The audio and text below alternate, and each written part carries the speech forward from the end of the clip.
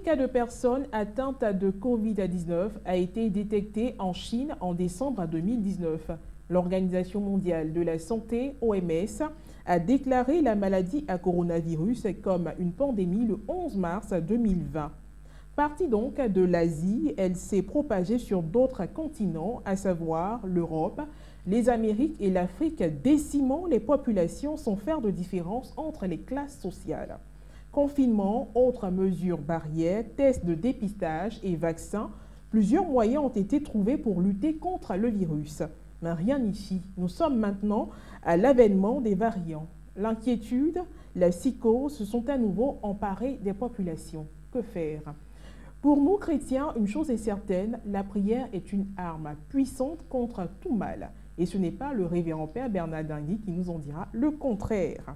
Il est le curé de la paroisse Notre-Dame de la Tendresse, située à la Riviera Golfe, dans la commune de Cocody. Auteur du livre « Dans mon confinement » qui nous servira de support dans cette émission. Il a également à son actif plusieurs autres œuvres de spiritualité, en l'occurrence « La peur des sorciers, vous pouvez vaincre la sorcellerie »,« Malheur à moi si je n'annonce pas l'évangile »,« Mon carnet de prière de l'Église catholique » et « Les dons de l'Esprit Saint ». Notre sujet au cœur de cette émission est « Proposition de solutions pour vaincre la pandémie à coronavirus Covid-19 ». Bonjour mon père. Bonjour Rossane. Merci d'avoir accepté notre invitation. C'est moi qui vous remercie pour l'invitation. Alors, c'est vrai que vous n'êtes pas un spécialiste de la santé, mais aujourd'hui, quand on parle de coronavirus, quand on parle de Covid-19, chacun a sa petite idée quand même sur ce mal, sur cette maladie et tout ça. Alors, comment on peut définir la Covid-19, là où le Covid-19? Bon, ils ont dit la Covid parce que c'est une maladie. Oui. L'expression est anglaise d'abord. Mais en français, on pourrait définir ça comme étant une maladie provoquée par un virus à la forme d'une couronne. Et c'est une maladie apparue en 2019, on a qu'on dit Covid-19. Et puis j'ai aimé une expression dans votre œuvre où vous parlez de virus qui a une couronne voilà, non victorieuse. Voilà. Couronne sans gloire. Sans gloire, voilà. Parce qu'habituellement les couronnes, c'est pour être glorifié, mais ça c'est une couronne de pacotille, une couronne sans gloire. Je lui attribue ça, pour lui dire qu'il est en bas de nous, hein. Il ne nous effraie pas. Les vraies couronnes nous élèvent, ça c'est une couronne qu'on peut marcher dessus. Voilà. Alors tout de même, dans la même œuvre, vous avez énuméré les raisons pour lesquelles ce virus-là continue de se propager rapidement. Est-ce qu'on peut revenir sur cela? Pas de port de masque et tout ça, quelquefois au bureau, en famille et tout ça. Est-ce qu'on peut revenir sur ces raisons-là? Oui, effectivement, nous avons appris que le virus se déplace avec l'homme. Que le virus n'a pas de pied, c'est l'homme qui permet au virus d'aller vers les autres pour les contaminer. Et donc, nous avons reçu de nos autorités gouvernementales des mesures barrières appropriées pour freiner ce virus. Malheureusement, beaucoup ont oublié que même dans la même famille, le virus peut se transmettre. Au bureau, le virus peut se transmettre. Donc, du coup, des gens oubliant cet aspect-là se disent, mais nous sommes toujours ensemble, on n'est pas contaminés, alors qu'on n'a pas fait son test de dépistage. Et nous avons permis donc à ce virus de se propager partout, mais l'idée c'est de revenir aux mesures barrières. Je l'ai toujours dit, celui qui fabrique un poison, c'est lui qui fabrique aussi l'antidote. Donc si les autorités sanitaires, si ceux qui sont dans le secret des dieux relativement à cette maladie nous proposent de porter le masque, laver les mains régulièrement, de mettre la distance sociale comme le dit, d'observer le confinement, ils savent de quoi ils parlent. Nous devons donc les écouter.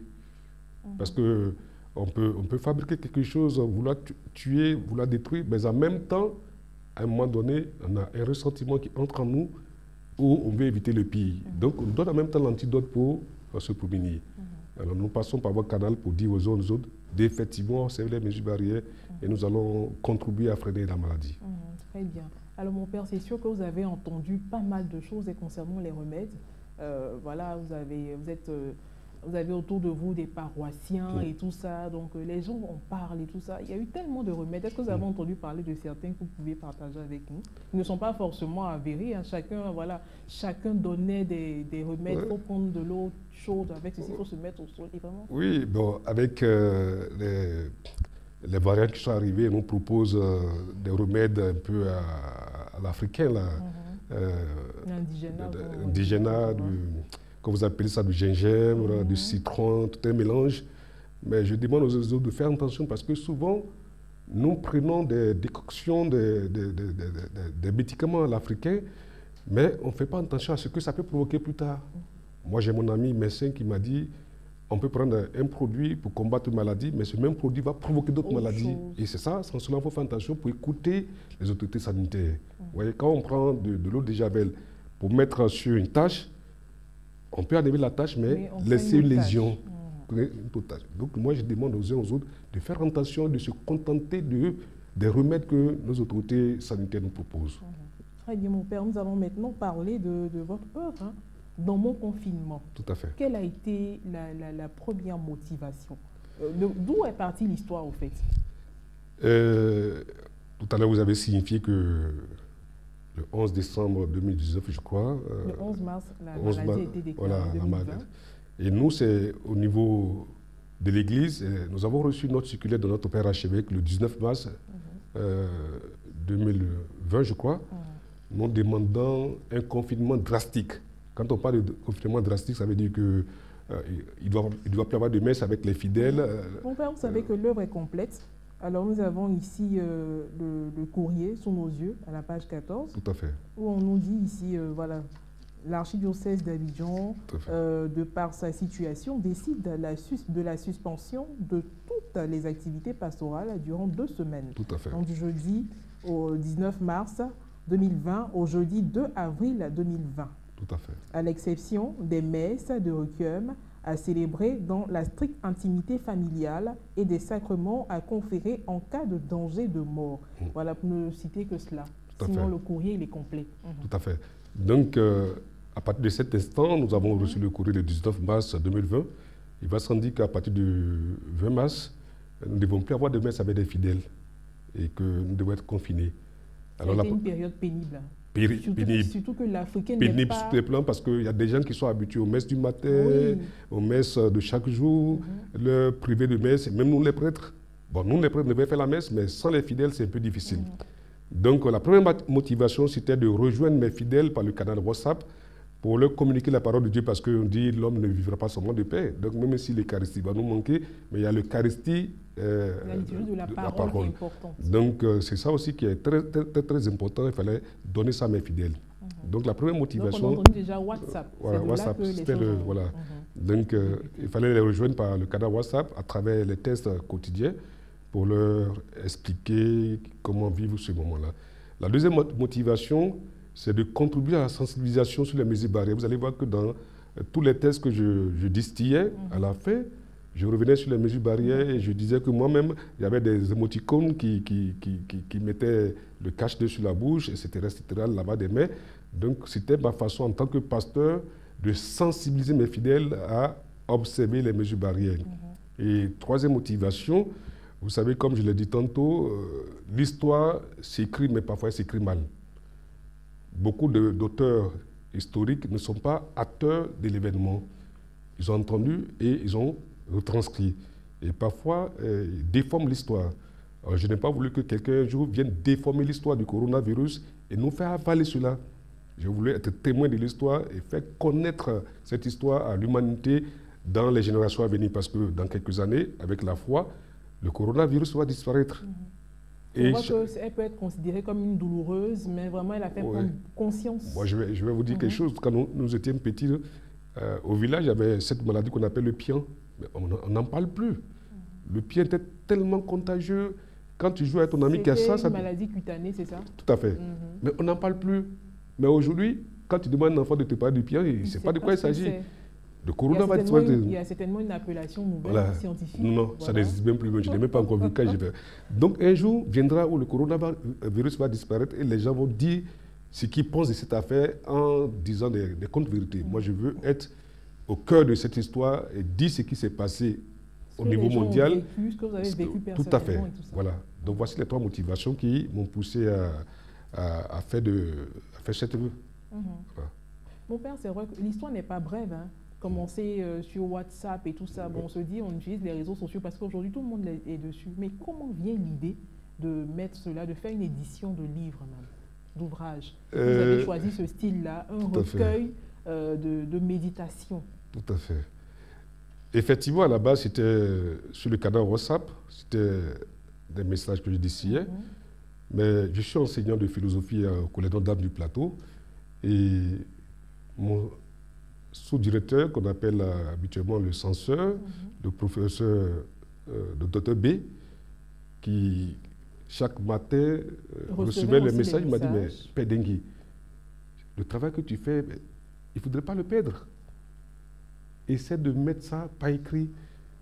Fais une œuvre avec ça, tu vas voir que tu contribueras à l'histoire.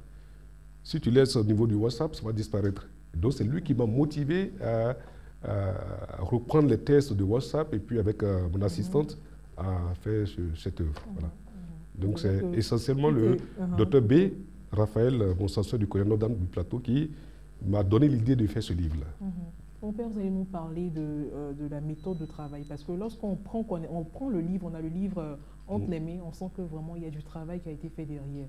Les textes de méditation qui vont avec, vraiment, comment vous avez fait, avec les réflexions qui suivent, savoir adapter cela aux réalités des chrétiens, des hommes, des autres et tout ça. Comment vous avez procédé? Vous savez, Dieu ne fait rien au hasard. Quand Dieu veut contribuer à une œuvre, il s'ingère, il passe par un individu pour réaliser cela.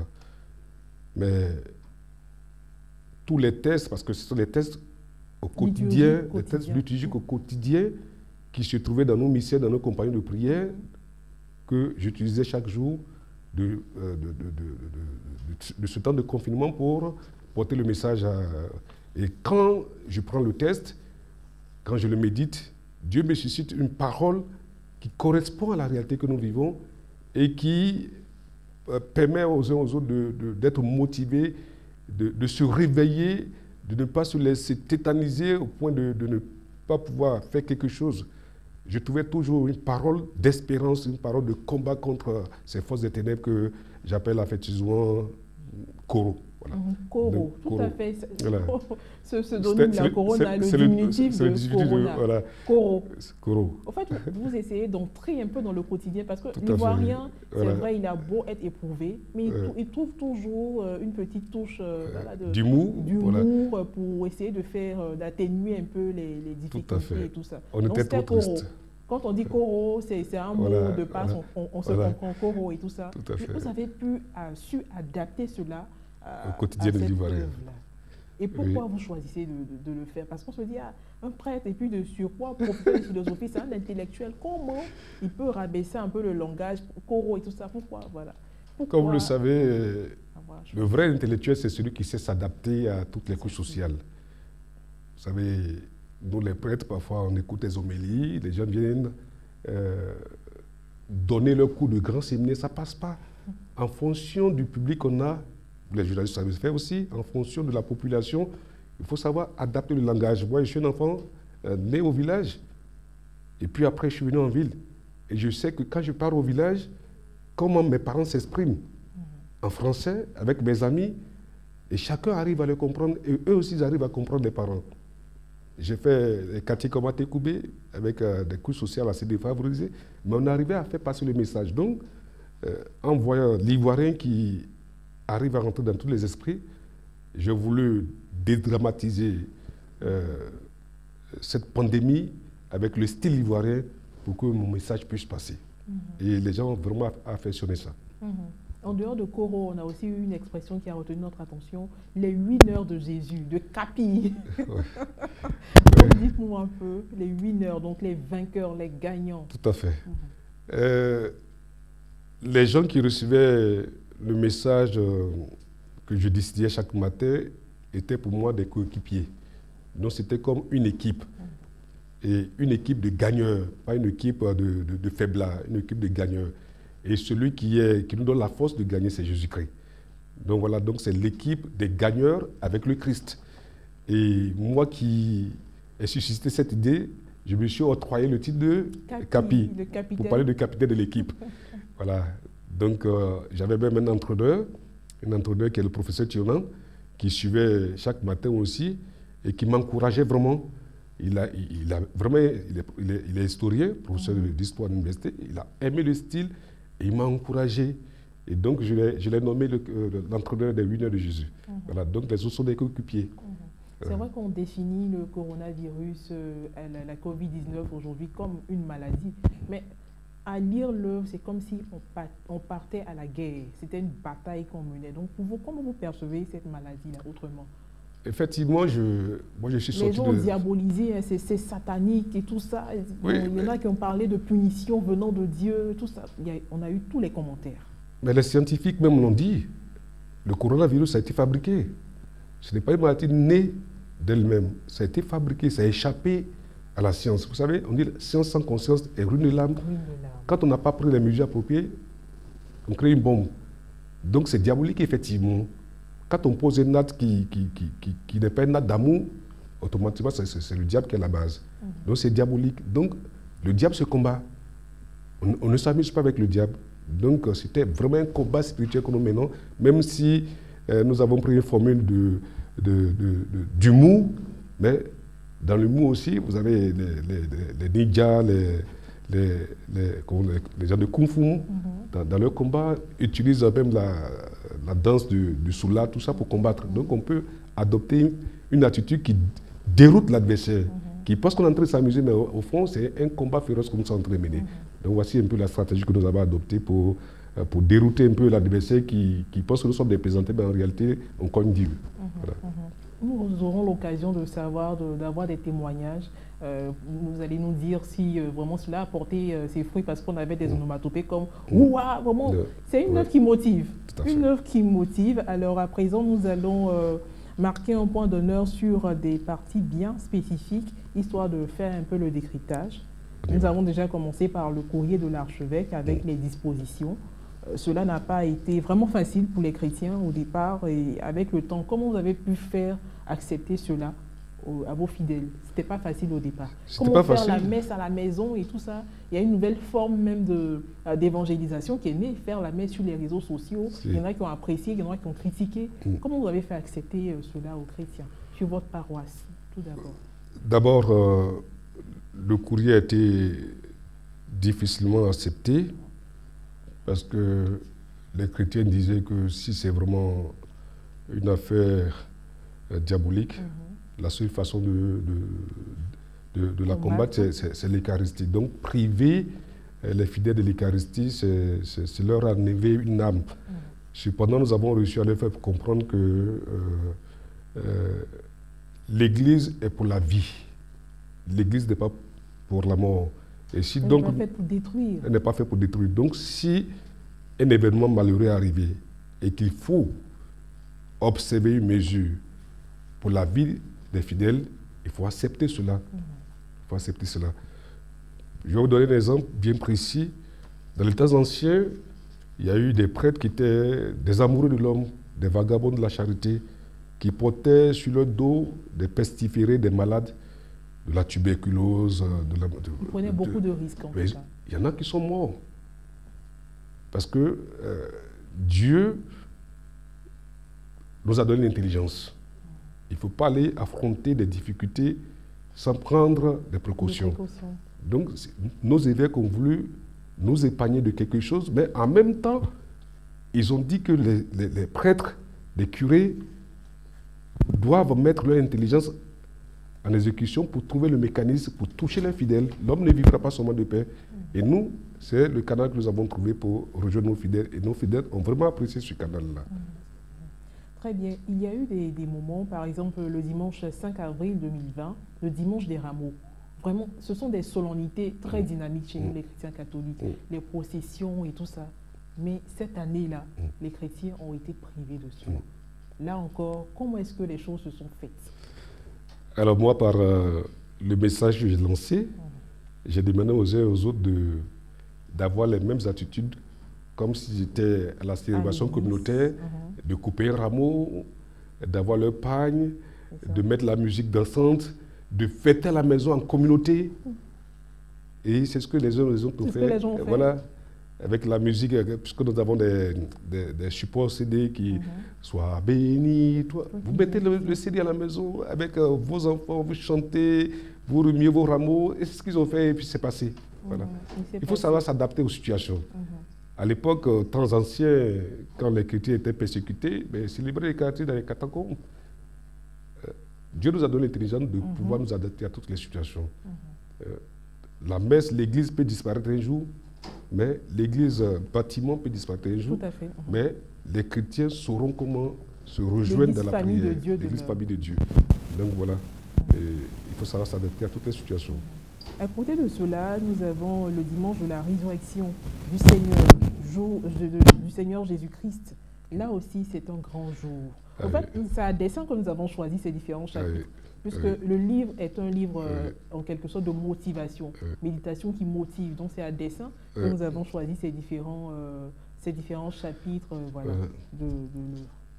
Effectivement, ce jour-là, le message que j'ai fait passer, j'ai pris le temps du confinement où on n'arrivait pas à se retrouver comme étant le temps de l'ensevelissement du Seigneur.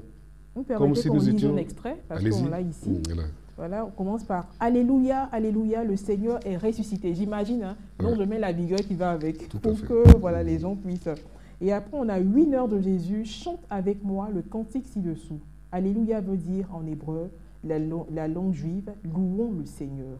Vous invitez donc ce jour-là à louer le Seigneur comme on le fait sur les paroisses, tout à fait. Depuis leurs différents points géographiques, le lieu de résidence et tout ça. Et ensuite, à l'instar, oui, louons le Seigneur car notre joie est grande en cette période grise de la pandémie à Covid-19. Donc à l'instar, on revient encore dans l'évangile, on parle des disciples de Jésus et tout ça, qui depuis, après son arrestation et sa mise à mort, étaient apeurés et confinés. Nous aussi, le vilain méchant Coro, le tueur de l'humanité, nous a plongés dans un désarroi incroyable. Apprendre chaque jour le nombre croissant de contaminés et de morts à travers le monde, comment ne pas être tétanisé? Vraiment, au fait, je souhaiterais m'arrêter sur cette question parce que c'était une réalité. Chaque jour, au journal télévisé, on entend tel nombre de contaminés, tel nombre de morts et tout ça. Vous aviez des retours par rapport à cela? C'est-à-dire qu'on est dans une sorte de cheminement, mais il y a aussi la réalité de l'actualité qui effraie. Effectivement, le retour que nous avons, vous savez, les gens étaient véritablement tétanisés, hein, mais quand on trouve quelqu'un qui est en désarroi, une parole qui le motive, il oublie sa souffrance. Moi, j'ai des exemples de ma vie, de ma jeunesse. À l'époque, j'avais eu une blessure et je souffrais terriblement de cette blessure que j'ai cachée à ma mère. Mais quand elle a découvert cette plaie, le jour qu'elle a soigné, la nuit, j'ai bien dormi. Donc, la présence de quelqu'un qui te motive à sortir d'une situation difficile encourage à revivre. Donc, j'ai su présenter la situation la situation que le monde vivait comme étant un temps d'ensevelissement, comme si nous étions dans le tombeau.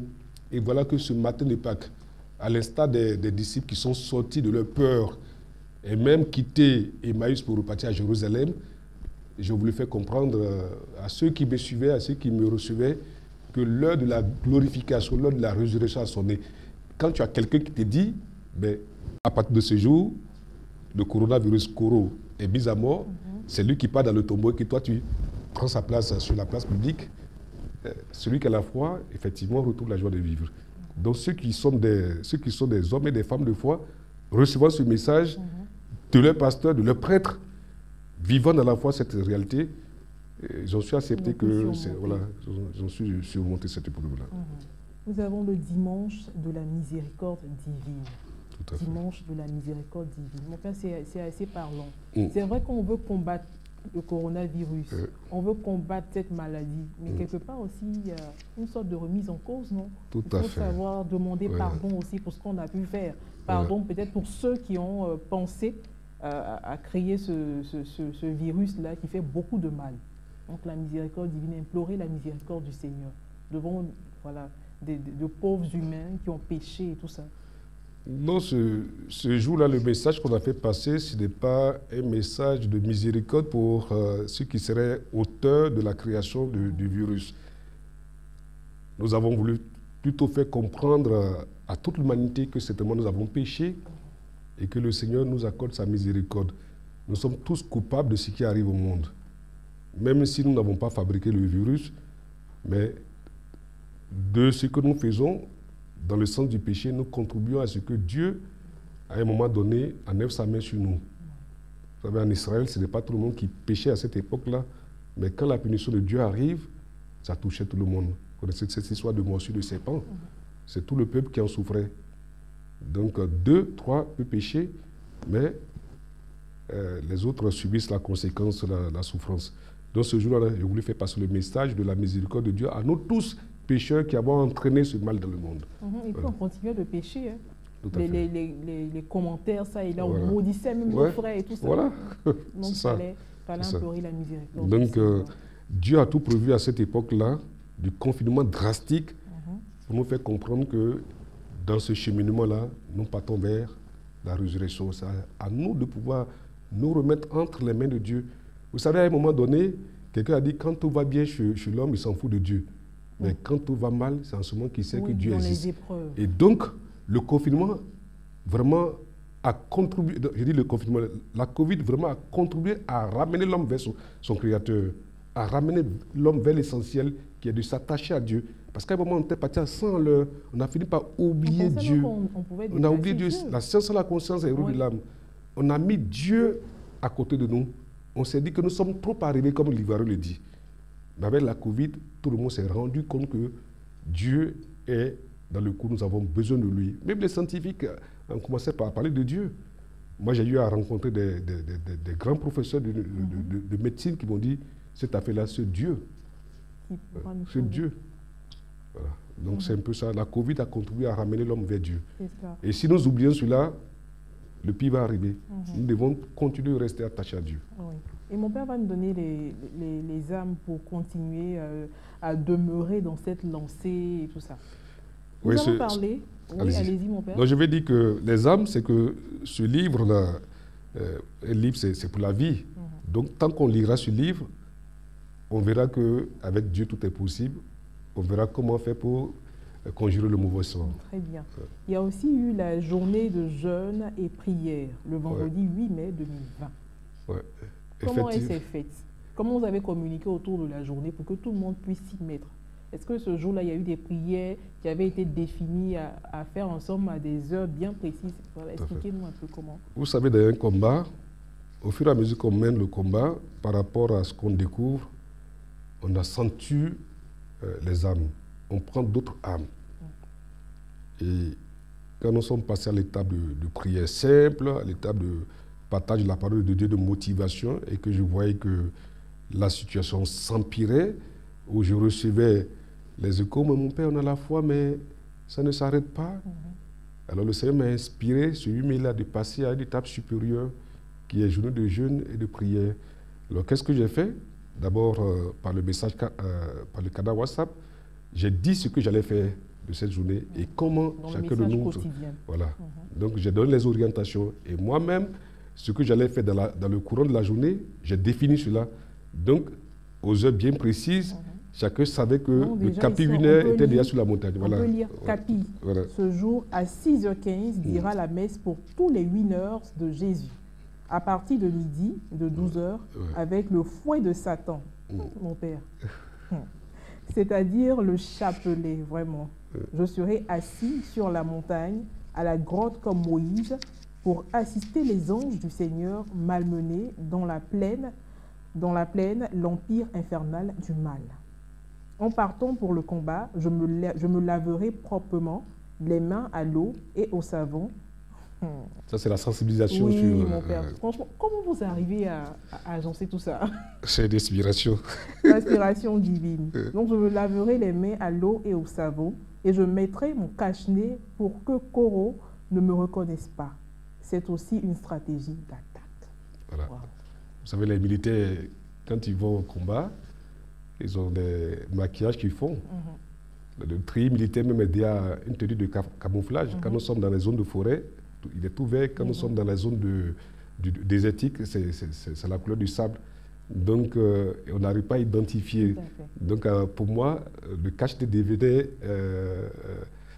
une arme de camouflage et Koro n'allait pas pouvoir me percevoir pour pouvoir m'attaquer. Donc, c'est moi qui vais le surprendre. Là, c'est un peu l'idée de... La façon dont vous avez agencé tous ces éléments. Voilà. Et cela a porté son fruit, cette journée-là. Est-ce que les gens ont pu... Oh, ils ont été soulagés, ils ont été soulagés. Ils ont énormément été soulagés. Moi-même, j'ai vécu une expérience assez extraordinaire. Surtout que je l'ai fait seul, dans mon coin, à l'abri du bruit, de la présence des uns des autres. J'ai pu véritablement ce jour-là prier. Et je pense que ça a porté ses fruits. Et pour ceux qui sont à l'étranger, parce que ces personnes aussi ont vraiment besoin de cela. Ils ont fait tous le jeûne. Ils ont tous fait le jeûne. J'avais reçu le retour. Ils ont tous observé. Parce que quand le capi décide, quand on ne rentre pas dedans, on crée des failles pour que l'équipe pède. Donc c'était vraiment une équipe soudée. Et quand le capi décide, tout le monde entre dans la danse. Est-ce qu'on peut revenir sur quelques témoignages, mon père? Les témoignages, c'est ceux qui n'ont pas voulu que j'arrête. Ça les fortifiait tellement qu'ils n'ont pas voulu que j'arrête. Alors que quand on dépense assez d'énergie à réfléchir, à trouver, comme vous le dites, toutes ces idées-là, c'est pas facile. À un moment, j'étais épuisé. J'étais épuisé.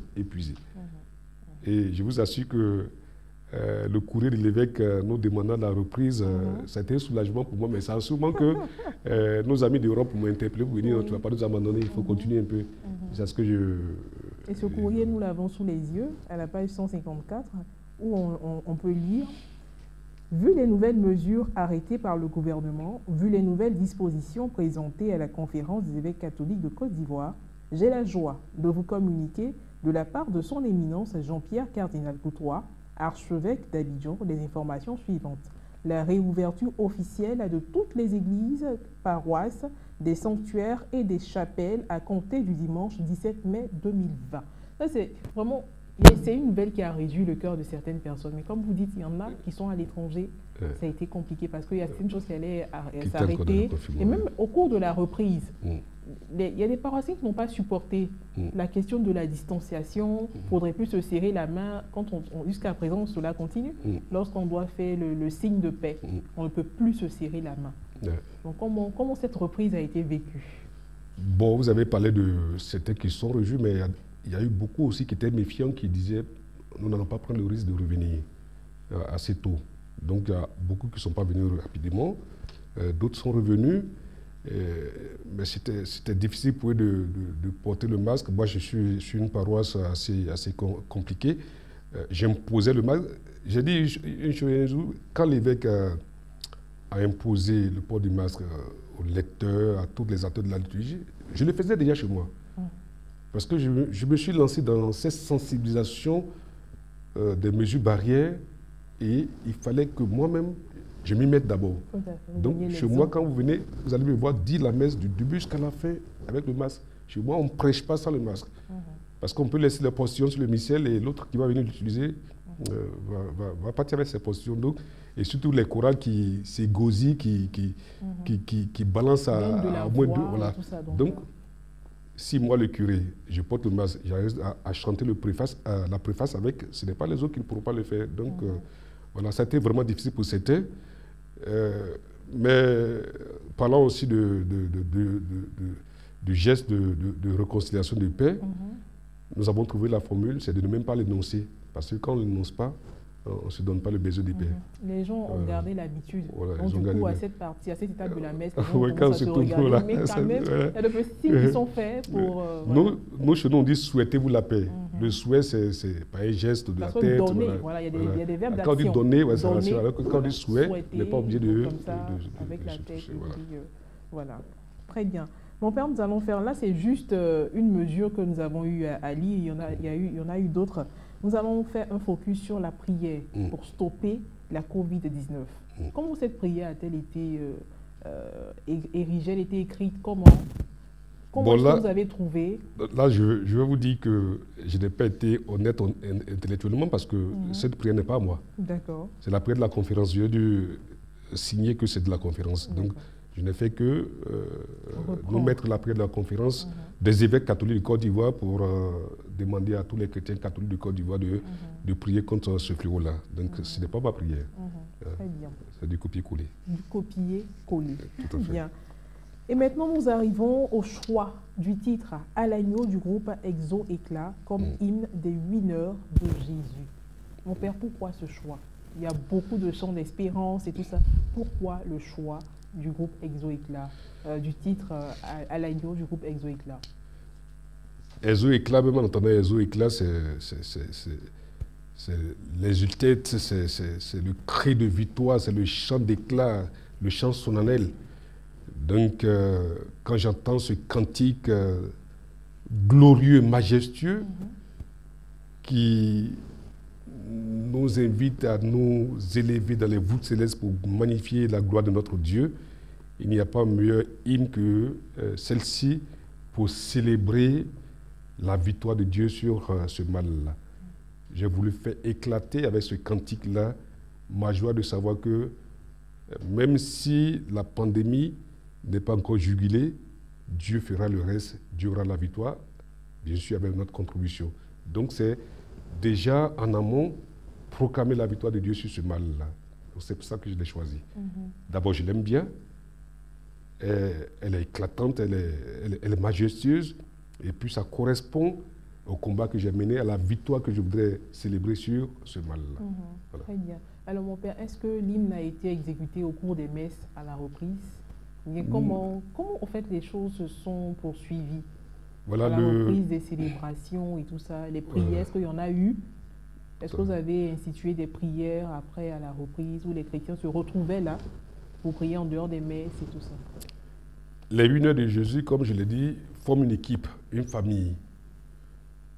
C'est vrai que je ne continue plus ce partage que je fais quotidiennement, mais il y a des circonstances assez difficiles ou bien aussi joyeuses où j'envoie les messages pour motiver les uns les autres, pour leur dire que le capi est toujours là, qui conduit toujours le bateau, qu'il est là pour les soutenir. Et donc, ayant formé donc cette famille 8 heures de Jésus, le 29 mai 2021, qui était ma date anniversaire, j'ai invité tous les 8 heures de Jésus à une grande célébration eucharistique, célébrant la victoire de Dieu sur le mal. Même si de façon physique, on n'a pas encore vu, mais dans le spirituel, nous avons vécu ce mal. Et ce jour-là, d'abord en amont, les 8 heures étaient informés que c'est ce cantique qu'on devait chanter. Donc les uns et les autres, à partir de leur portable, on essaie de mémoriser la mélodie et nous avons chanté ça. Ça a été seulement ce jour-là. Mais les autres jours, c'est l'hymne de l'Église, d'autres diocèses que nous chantons. Mais nous avons chanté spécifiquement le 29 mai à la grande rencontre de toutes les 8 heures de Jésus de la Côte d'Ivoire.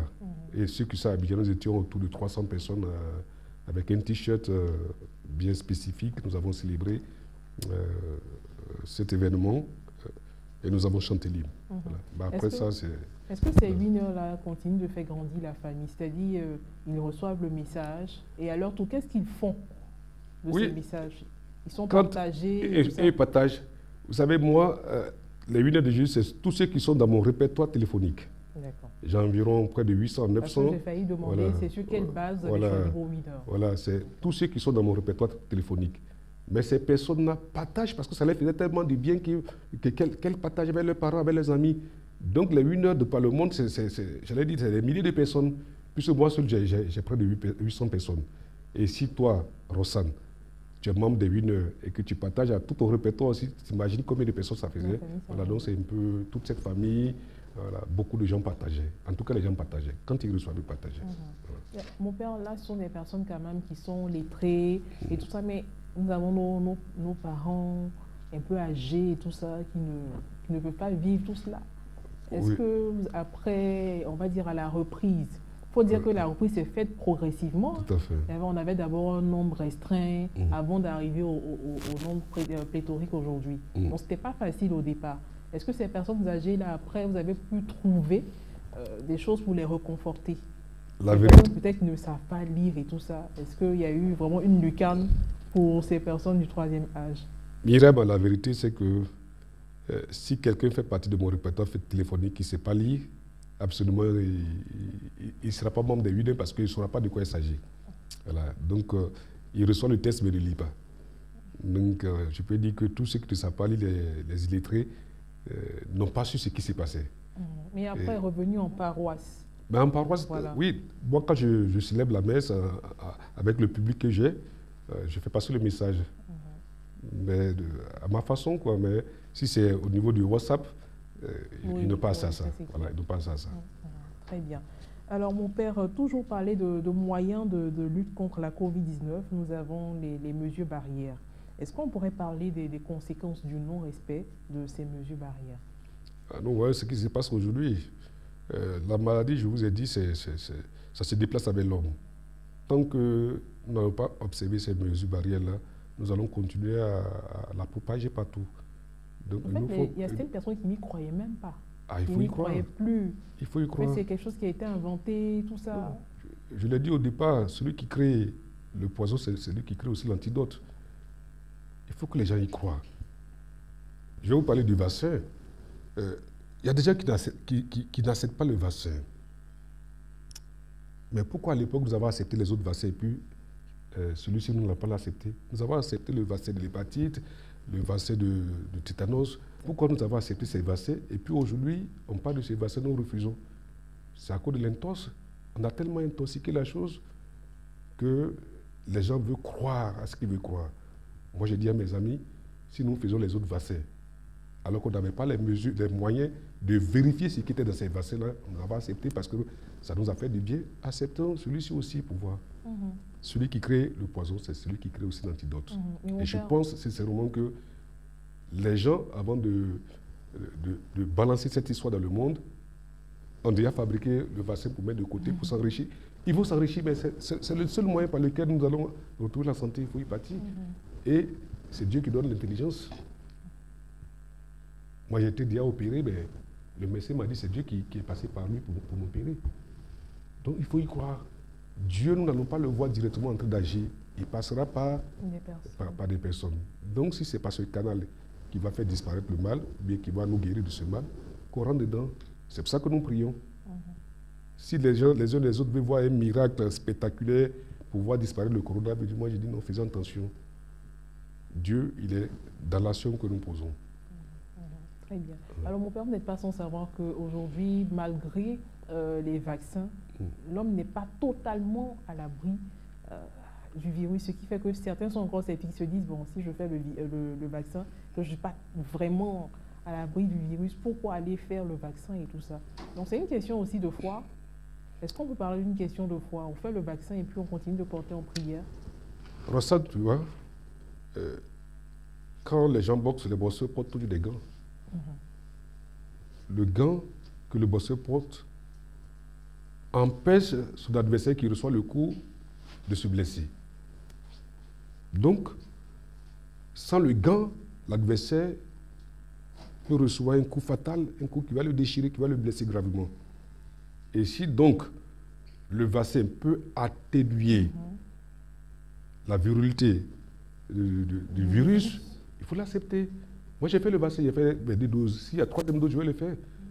Peut-être que s'il ne l'a pas fait et que j'ai contracté la maladie, ça peut me tuer. Mais avec le vaccin, peut-être ça va atténuer le mal. Il faut accepter cela. Quand on fait un accident avec sa voiture, il y a l'airbag qui amortit le coup. Ouais. Mais quand même, l'accident se produit, mais il y a l'airbag qui amortit le coup. Donc, je pense qu'au lieu de faire de l'intox dans le monde, au lieu de dire ce qu'on ne sait pas vraiment, il faut adhérer à cela pour le moment. Moi, je l'ai fait, je ne sais pas moi. Alors, mon père aussi, nous avons l'avènement des variants. Hein, depuis un certain temps, on entend parler de Deltacron, Omicron et tout ça. Bon, officiellement, signalé en Afrique du Sud le 24 novembre, le nouveau variant Omicron est désormais présent sur tous les continents, malheureusement. Des cas ont été signalés dans 57 pays selon l'Organisation mondiale de la santé. C'est-à-dire qu'en fait, à chaque fois que des efforts sont faits pour essayer d'éradiquer le mal, il y a d'autres choses qui s'ajoutent. Et quelquefois, cela met vraiment en péril la foi de certains chrétiens. Bon, tiens, on organise des séances de prière, on a des œuvres de spiritualité, comme dans mon confinement, pour nous soutenir et tout ça dans la prière, mais on a l'impression que tout cela est vain il y a d'autres choses à chaque fois. Quand on pense qu'on n'est pas loin de la porte de la victoire, d'autres choses entrent en ligne de compte et tout ça pour déstabiliser. Finalement, à quoi doivent s'en tenir les Ivoiriens, plus précisément les chrétiens aujourd'hui, qui ont décidé de choisir comme arme la prière? Qu'est-ce qu'ils doivent faire? Alors ça, vous savez, les gens ne font pas attention à ce qui se passe. Mais il y a beaucoup d'évolution dans cette histoire du coronavirus.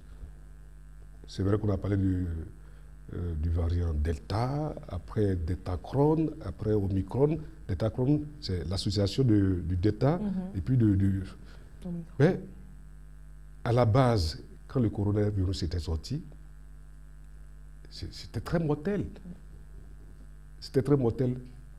Aujourd'hui, les variants qui sont arrivés, et c'est ce que les informations que j'ai reçues, on ne dit pas que ces variants sont aussi mortels que par le départ. Donc, ça veut dire quoi? Ça veut dire au fur et à mesure, moi je pense que ça affaiblit. C'est vrai que ça contamine plus rapidement, mais ça ne fait pas aussi les dégâts que par le départ. Donc, ça veut dire que le virus s'affaiblit au fur et à mesure. Quand quelque chose est plus faible, elle s'envole facilement. Est-ce que vous voyez? Quand quelque chose est faible, quand il y a une feuille de paille, ça se répand facilement, mais la feuille de paille, c'est très rapidement aussi. Par rapport à une braise qui peut durer. Donc, les variants qui sont arrivés, c'est vrai, ça fait tache d'huile, mais ça n'a pas assez de force comme par le départ où ça tuait beaucoup. Les pays où ces variants sont en train de faire tache d'huile, comme je disais tantôt, on n'a pas appris que le taux de mortalité ou de létalité est assez élevé. Donc, moi, je pense que dans la foi, nous sommes en train de voir une nette évolution. Le virus est en train de perdre du poids, en train de diminuer en force. Alors, mon père, pour terminer, nous allons arriver aux propositions de solutions pour lutter contre cette maladie. Merci, Rossane. Ce que je vais dire pour terminer, c'est que je vais prendre une image en Égypte au temps de Moïse. Le peuple juif a durement souffert. Il a fallu donc la main de Dieu pour donner des instructions fermes afin que le peuple échappe à une mort comme les Égyptiens l'ont vécu. Il y a eu donc cette histoire de mettre le sang de l'agneau sur les portes des Juifs qui a empêché l'ange de la mort de rentrer dans la maison des Juifs. Plus tard, il y a eu cette histoire du serpent d'airain, que ceux qui étaient mordus par le serpent devaient regarder pour retrouver la guérison. Donc Dieu, par l'homme, propose toujours quelque chose pour venir à bout des mal. Donc, même si ce n'est pas un homme de Dieu entre griffes qui a proposé ces mesures qu'on nous donne aujourd'hui pour faire face, qu'on y croit que la main de Dieu aussi, Dieu a inspiré ces scientifiques-là de le faire. Il ne faudrait pas que ce soit forcément le père Dengui ou bien un homme charismatique qui sort aujourd'hui qui dit quand vous allez faire ceci, c'est en ce moment que vous allez retrouver. Non, on n'est pas. Dieu peut passer par ces personnes-là aussi. Donc, ce que je propose, dans un premier temps, c'est d'observer toutes les mesures barrières qu'on nous propose, de faire aussi le vaccin. Peut-être que les uns et les autres vont me lancer des flèches à partir de cette émission, mais moi, je persiste, je signe. Celui qui crée le poison, c'est lui qui donne aussi l'antidote. Et si le vaccin est sorti, ça peut être commercial, mais je pense que le vaccin apporte du bien à ceux qui reçoivent les doses. Aussi, il faut vraiment qu'on rentre en prière. Sans Dieu, nous ne sommes rien. Sans Dieu, notre vie tombe en ruine. Et notre façon de mettre Dieu de notre côté, c'est de fléchir les genoux. Alors que nous continuons de multiplier les prières, de faire la prière proposée par nos pères et évêques, de prier seuls aussi, ceux qui ont la bonne santé, de faire aussi des temps de jeûne, soit personnellement, soit en communauté, pour que Dieu vraiment nous aide à oublier. Mais je suis serein dans la foi, la Covid va disparaître dans quelques temps. Vraiment, merci infiniment, mon père. Merci d'avoir accepté notre invitation. Merci d'avoir accepté de donner des éléments de réponse. Merci, Rossam. C'est moi qui vous remercie. Je remercie la direction d'Ecclesia TV à travers le père Webb qui vous a donné cette opportunité de m'inviter. Merci à toute l'équipe. Dieu vous bénisse et merci pour tout ce que vous faites pour que la parole de Dieu soit connue de par le monde. Amen. Merci mon Père. Et voilà, chers téléspectateurs, notre sujet au cœur de l'émission d'aujourd'hui, proposition de solutions pour vaincre la pandémie à coronavirus Covid-19. Si pour tous ceux qui ont suivi cette émission, les mesures barrières, les propositions n'ont pas vraiment changé, il faut toujours accentuer la sensibilisation, le respect des mesures barrières et à cela ajouter la prière. La prière qui est l'arme du chrétien et chrétiens de tout genre, chrétiens catholiques, chrétiens dans le monde entier. Vraiment, restons accrochés à la prière et c'est là que nous verrons la miséricorde du Seigneur. Nous rappelons dans cette émission notre invité, le révérend Père Bernard Dingui, curé de la paroisse Notre-Dame de la Tendresse de la Riviera Golfe, dans la commune de Cocody, à Abidjan, Côte d'Ivoire. Il est également auteur de l'œuvre « Dans mon confinement » qui est un recueil de méditation relative à la Covid-19. Sur ce, prenez soin de vous. Merci à toute l'équipe de production et on se donne rendez-vous pour un autre numéro de 52 minutes avec.